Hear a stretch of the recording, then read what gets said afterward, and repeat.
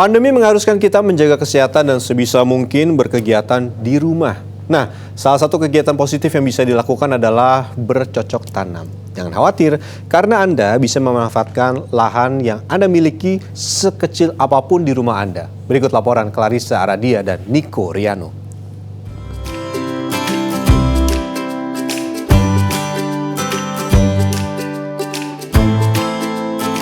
Banyak banget ya Mbak manfaat dari bercocok tanam di rumah. Selain kita jadi seneng nih ada pemandangan hijau di rumah, yang lebih seneng pasti kalau lagi panen ya Mbak. Nah sekarang nih lagi panen apa aja nih Mbak Rahma? Ini kita bisa panen terong, ini udah siap.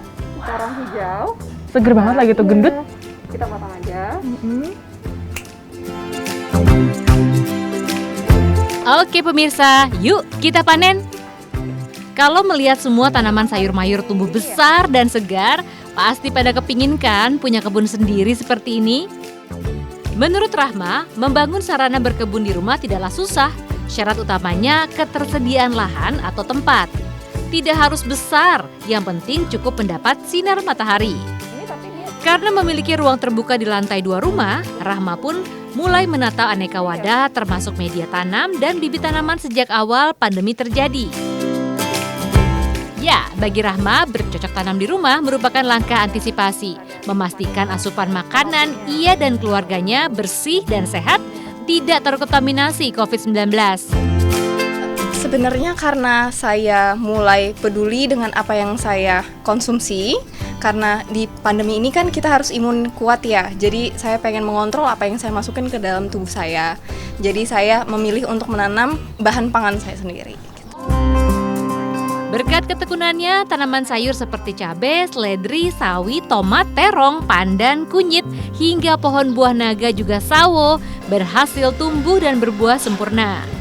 Selain mempertimbangkan jenis tanaman sesuai paparan sinar matahari pada lahan, Rahma sangat disiplin memberikan pupuk. Bahkan pupuknya dibuat sendiri loh. Anda juga bisa membuatnya di rumah.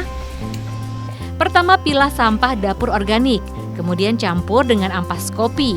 Nah, sebagai tambahan nutrisi, Rahma menggunakan air tajin dari beras atau larutan gula.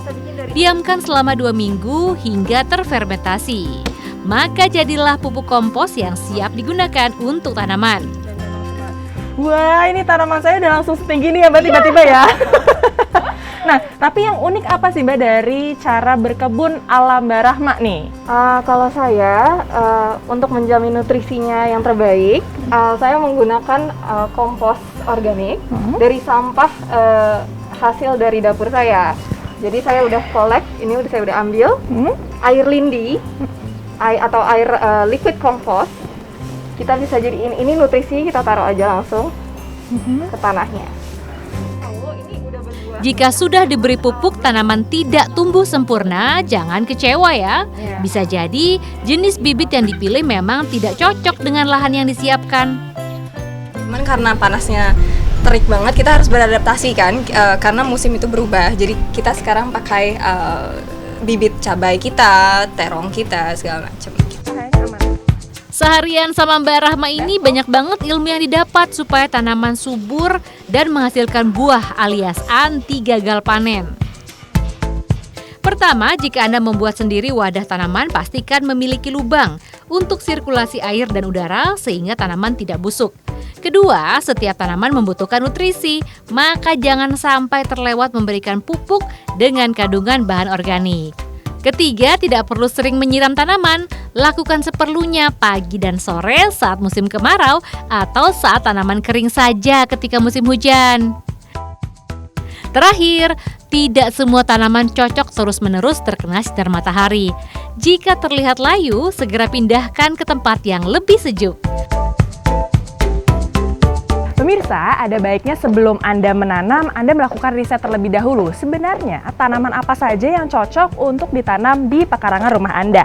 Kayak saya nih, tadi habis menanam cabai, kemudian ada beragam tanaman lain yang juga cocok nih apabila ditanam di kondisi panas seperti saat ini. Di antaranya ini ada terong hijau, melon, tomat, dan juga kangkung.